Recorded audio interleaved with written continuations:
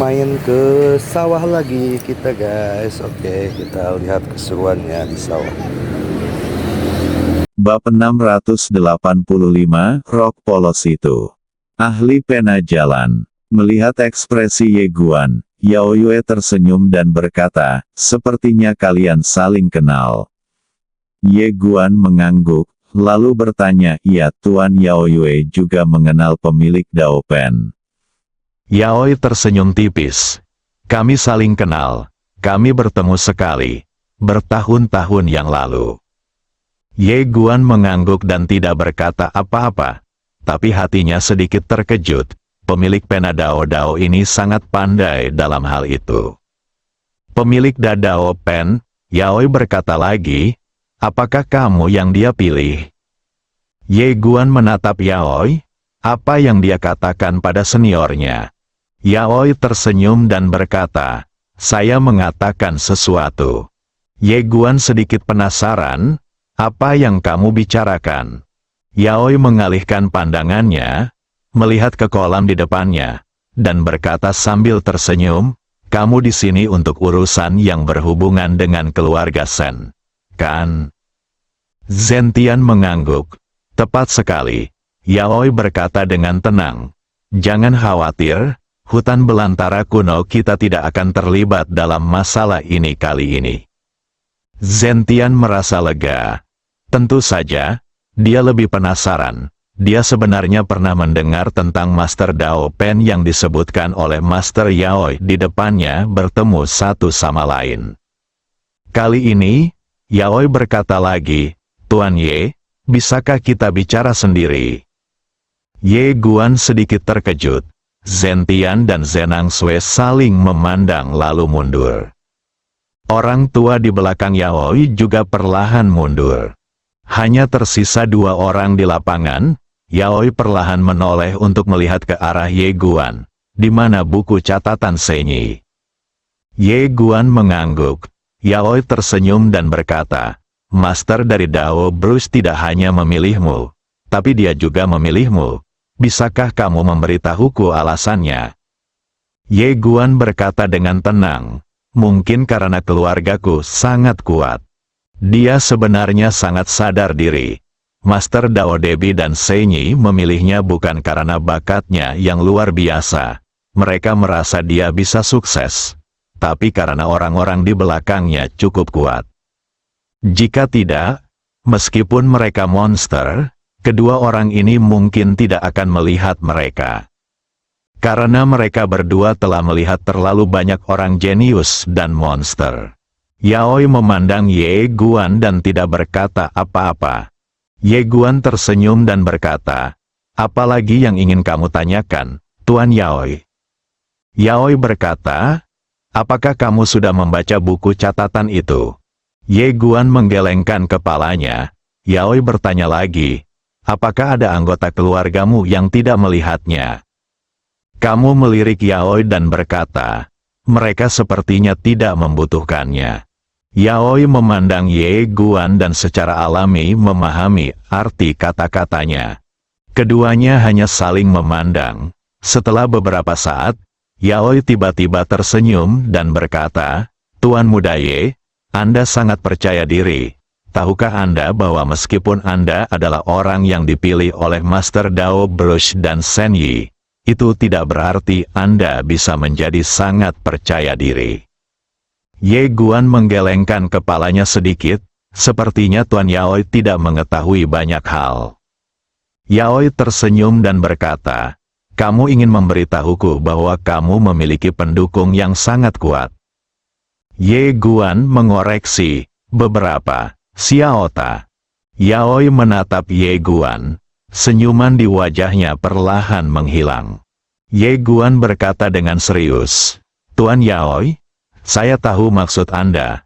Maksud Anda adalah saya tidak memenuhi syarat untuk begitu percaya diri di depan Anda. Sikap saya di depan Anda harus lebih rendah hati dan postur tubuh saya harus lebih rendah. Anda harus lebih menghormati. Tapi menurut saya hidup itu saling menguntungkan. Jika Anda menghormati saya secara alami akan menghormati Anda. tetapi saya tidak akan rendah hati, karena saya tidak meminta apapun dari Anda." Saat dia mengatakan itu, dia berhenti sejenak dan kemudian berkata, "Jika kamu tidak meminta bantuan, kamu akan menjadi sebesar kamu." Yaoi tersenyum dan berkata, "Kamu tidak menginginkan apapun dariku, lalu kenapa kamu ada di sini?" "Ye Guandao, saya datang ke sini karena saya berharap untuk hidup berdampingan secara damai dengan gurun kuno. Dalam hati saya tidak ingin menjadi musuh dari gurun kuno. Tentu saja, jika gurun kuno bersikeras menjadi musuh saya, maka itu tidak masalah." Yaoi tiba-tiba melihat ke arah Ye Guan. Pada pandangan ini, aura monster yang menakutkan menekan ke arah Ye Guan seperti 10.000 gunung. Untuk sesaat, Ye Guan merasa tercekik, tapi dalam sekejap, niat pedang yang menakutkan keluar dari tubuh Ye Guan, dan niat pedang ini langsung memblokir aura monster itu. Melihat niat pedang Ye Guan dapat menahan aura monsternya sendiri, kilatan kejutan muncul di mata Yaoi. Saat berikutnya, dia tiba-tiba berdiri. Saat dia berdiri, aura monster yang lebih kuat langsung menghancurkan Ye Guan. Tapi lingkungan sekitarnya sangat tenang, tanpa fluktuasi kekuatan apapun. Namun, seluruh tubuh Ye Guan sepertinya meledak. Ye Guan mengepalkan tangannya dengan kuat, dan dalam sekejap, kekuatan kedua garis keturunan itu terbangun pada saat yang sama. Niat pedang dan kekuatan kedua garis keturunan itu memblokir aura monster di depannya. Namun, wajahnya juga menjadi pucat dalam sekejap. Yaoi menatap Ye Guan. Sungguh luar biasa. Saat dia mengatakan itu, dia tiba-tiba membalik tangan kanannya, dan kemudian menekannya ke Ye Guan. Ledakan. Dengan tekanan ini, kekuatan garis keturunan dan niat pedang Ye Guan ditekan lagi. Kekuatan mengerikan itu langsung membungkukkannya. Yaoi menatap Ye Guan, tanpa senyum lagi di wajahnya. Dia merasa harus memberi pelajaran kepada pemuda di depannya, agar dia bisa memahami ketinggian langit dan kedalaman bumi. Ye Guan mengepalkan tangannya erat-erat, dan niat pedang serta kekuatan garis keturunan di tubuhnya terus melonjak. Namun, momentum yang dilepaskan oleh Yaoi terlalu kuat. Bahkan dua kekuatan garis keturunan ditambah niat pedang yang tak terkalahkan masih mampu bersaing dengannya. Untuk bersaing, tubuh Ye Guan menjadi semakin bungkuk. Tidak hanya itu, kakinya juga semakin bungkuk, dan dia hendak berlutut di tanah. Pada saat ini, Ye Guan tiba-tiba meraung, dan kemudian, pedang tak terkalahkan di depannya berubah menjadi pedang dan ditembakkan.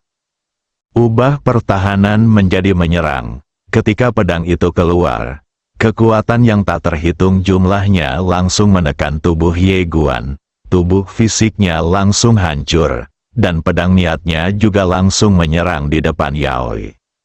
Ledakan. Saat cahaya pedang meletus, Yaoi mundur ratusan kaki, dan ruang serta waktu di sekitarnya langsung hancur pada saat ini. Pergerakan di sini segera menarik monster yang tak terhitung jumlahnya, dan segera, aura monster yang menakutkan melonjak menuju area sekitar dahi seperti kekuatan yang luar biasa. Pada saat ini, Yaoi yang terhenti tiba-tiba melambaikan tangannya, dan aura monster-monster itu surut seperti air pasang. Saat ini, Zentian dan Zenang Sui juga muncul di tempat kejadian. Saat mereka melihat penampilan Ye Guan, ekspresi Zentian dan Zenang Sui berubah. Pada saat ini, tubuh Ye Guan hancur, hanya menyisakan jiwanya, dan jiwanya sangat ilusi.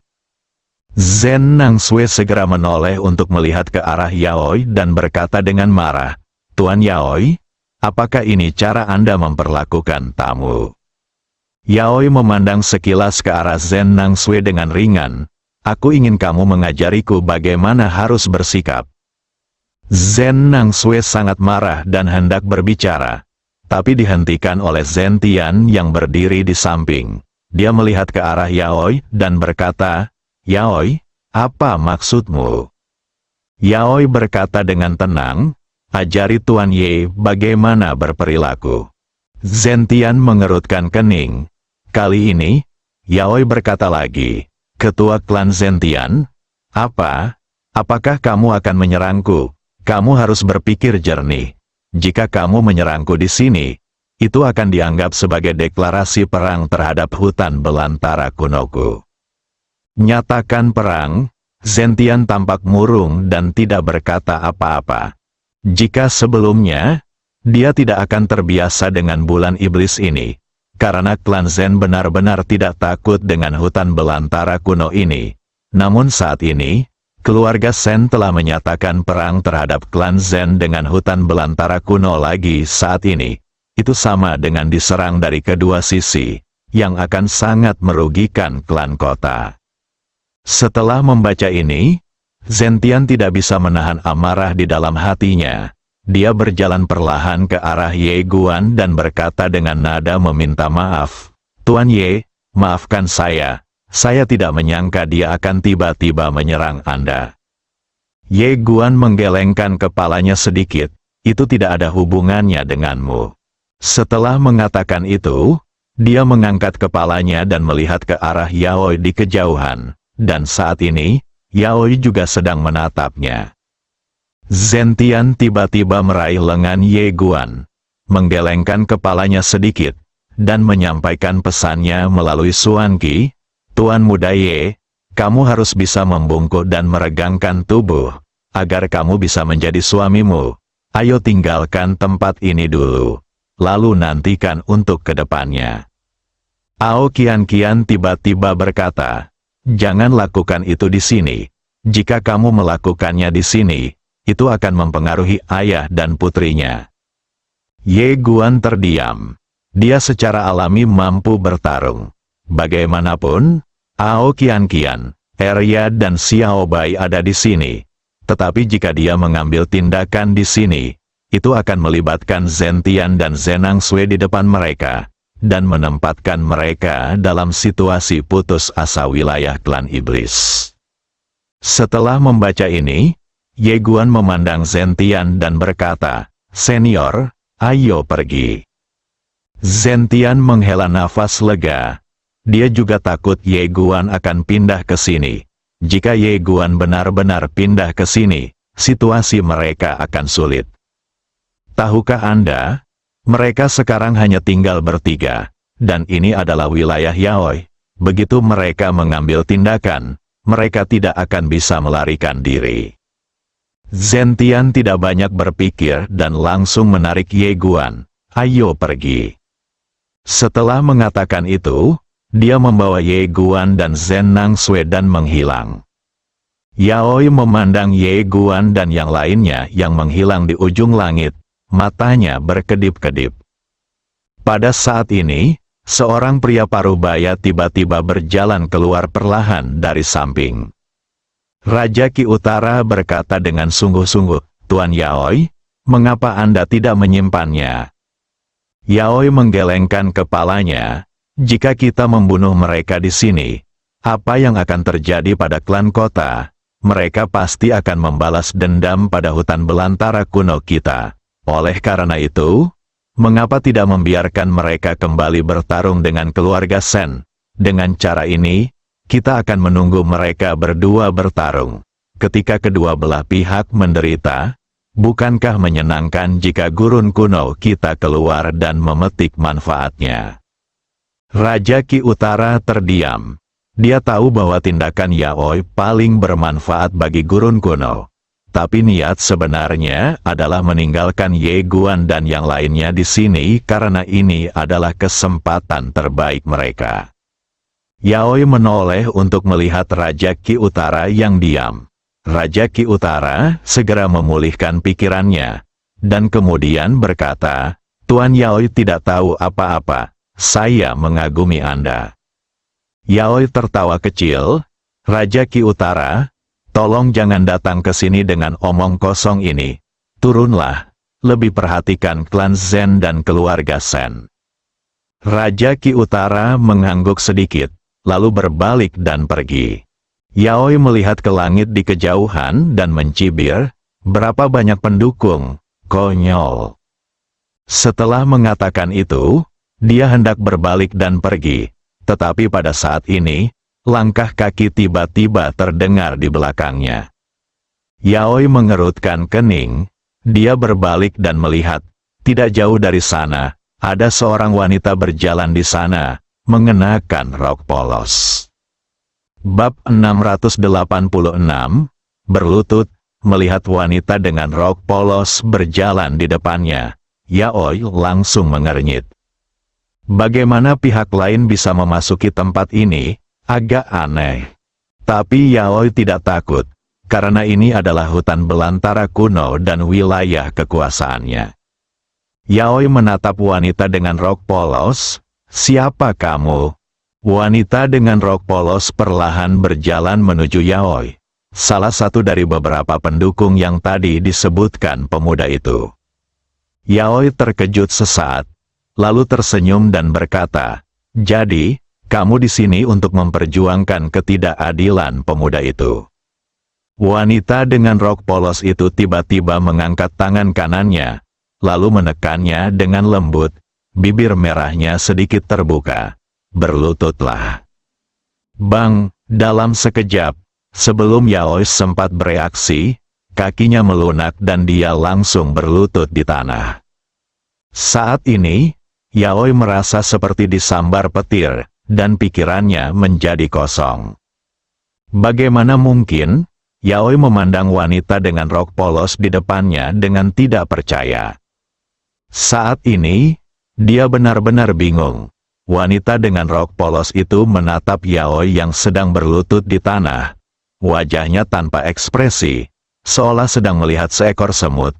"Apakah dia perlu merendahkan diri padamu? Apakah kamu memenuhi syarat untuk memintanya merendahkan diri?" Wajah Yaoi sepucat kertas, dan kepanikan menyebar di hatinya seperti air pasang. Baru pada saat inilah dia benar-benar memahami bahwa pendukung sebenarnya anak laki-laki itu bukanlah Master Daobi dan Senyi. Ternyata badut itu adalah dirinya sendiri. Mata Yaoi perlahan tertutup. Pada saat ini, semua kepercayaan diri dan keyakinannya runtuh. Anda tahu, dia adalah orang kuat dengan tingkat ketuhanan puncak 70%. Tetapi di depan wanita di depannya ini, dia bahkan tidak memiliki kekuatan untuk melawan. Orang di depan saya setidaknya adalah 80% dari puncak keilahian. Yang membuatnya bertanya-tanya adalah mengapa dia tidak pernah mendengar tentang orang di depannya. Yaoi perlahan mengangkat kepalanya untuk melihat wanita dengan rok polos, menekan rasa takut di hatinya. "Aku, gurun kuno, ingin berbicara denganmu." Meskipun kekuatannya jauh lebih rendah daripada wanita di depannya, dia masih memiliki kepercayaan diri karena di belakangnya ada gurun kuno. Tapi wanita dengan rok polos di depannya langsung berkata, "Saya harus bicara dengannya, saya tidak mau bicara."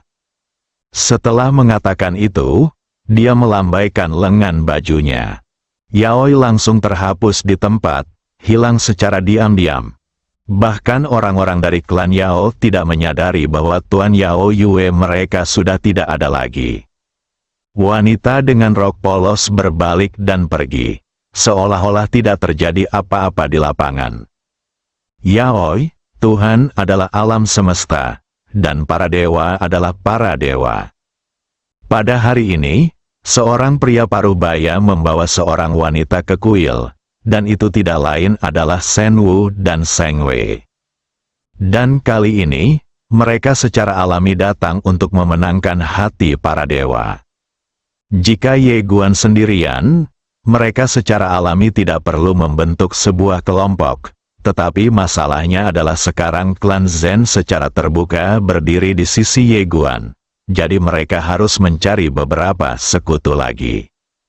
Karena kuil-kuil ini memiliki dendam terhadap Ye Guan, tentu saja mereka adalah kandidat terbaik untuk dimenangkan.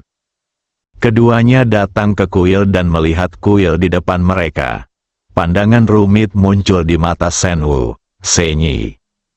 Kuil di depan kami diciptakan oleh Senyi, yang merupakan nenek moyang keluarga Sen dan nenek moyang terkuat dalam sejarah keluarga Sen, melebihi nenek moyang pertama. Sangat disayangkan monster jenius seperti itu mendapat keterasingan dari keluarga Sen dan meninggalkan keluarga dalam kemarahan. Jika Sen Yi tidak meninggalkan keluarga Sen, maka keluarga Sen sudah melampaui tanah leluhur dan menjadi negara adidaya nomor 1 di alam semesta. Seng Wei tiba-tiba berkata, setelah Sen Yi meninggalkan keluarga Sen, apakah dia pernah kembali ke keluarga Sen? Sen Wu mengangguk. Kembalilah. Seng Wei memandang Sen Wu, dan Sen Wu berkata dengan lembut. Saat itu dia kembali hanya untuk mengambil sesuatu, dan saat itu, pemimpin keluarga terkuat pada saat itu ada di depannya, dan dia bahkan tidak memiliki kekuatan untuk melawan. Kembali, selain itu, dia juga memperingatkan jika seseorang dari keluarga dewa suatu hari berani masuk ke alam semesta Tuhan ketika dia ada, dia akan membunuh salah satu dari mereka. Seng Wei terdiam. Saya harus mengatakan, ini agak ironis. Karena Sen Yi awalnya diusir oleh keluarga Sen. Tetapi sekarang, keluarga Sen datang untuk bekerja sama dengan kekuatan yang didirikan oleh Sen Yi. Tapi tidak mungkin, karena hal ini berkaitan dengan naik turunnya keluarga Tuhan. Segera, mereka berdua masuk ke aula utama kosong, dan lelaki tua yang menyambut mereka perlahan mundur. Setelah sekian lama, seorang pria parubaya tiba-tiba keluar dari kuil. Sen Wu memandang pria parubaya yang berjalan ke arahnya.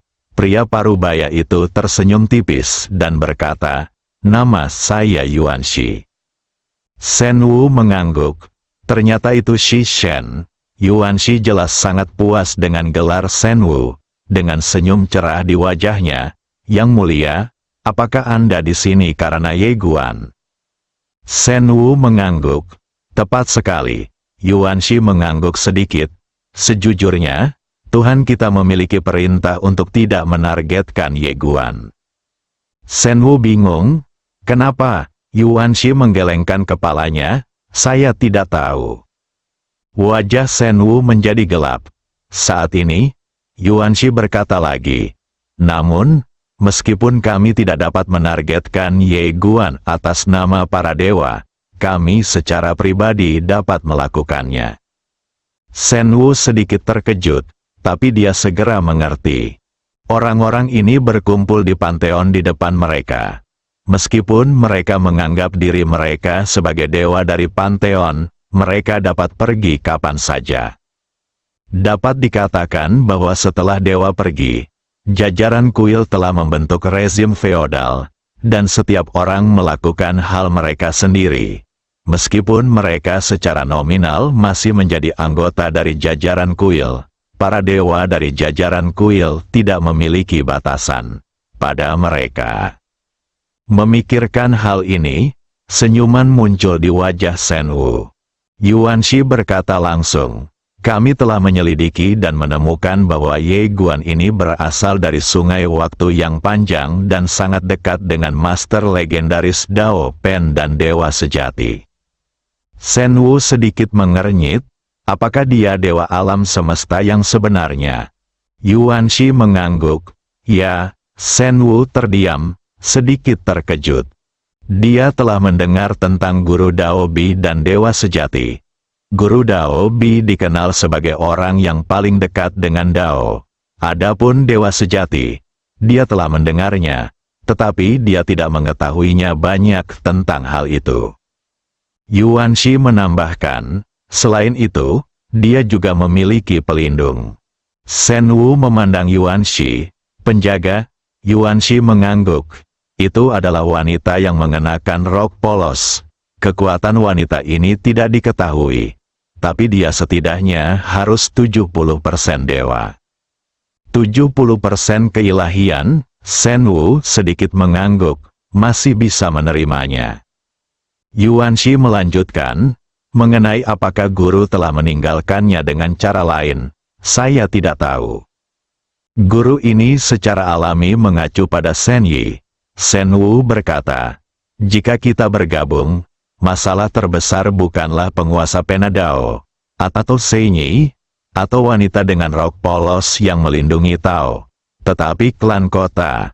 Selama kita berurusan dengan orang-orang di klan kota, kita harus membunuh pemandangan daun ini ada di ujung jarimu.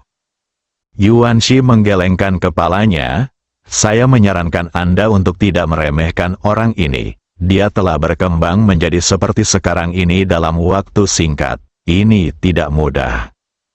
Shen Wu mengangguk. Saya mengerti. Jadi saya tidak bisa memberinya waktu untuk terus berkembang.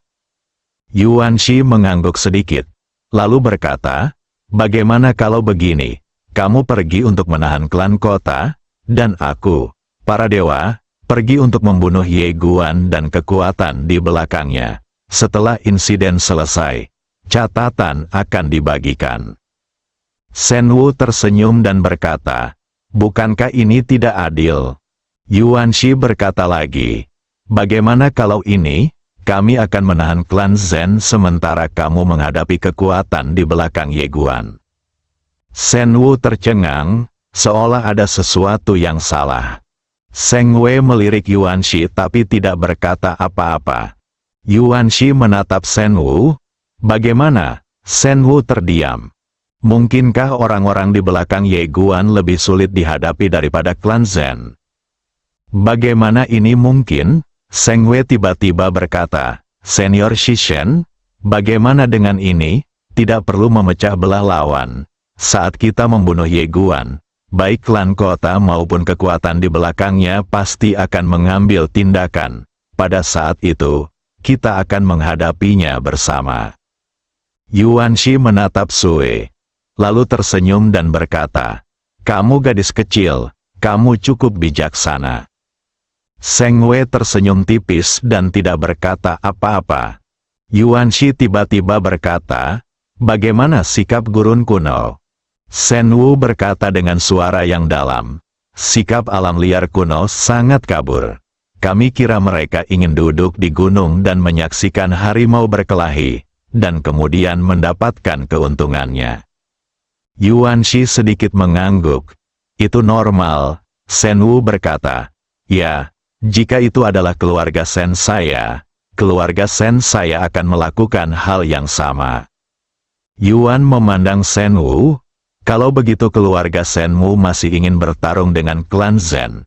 Kamu tahu, bahkan jika kamu menang, pada akhirnya kamu akan dimanfaatkan oleh gurun kuno. Shen Wu tetap diam. Yuan Shi tersenyum dan berkata, catatan. Shen Wu mengangguk.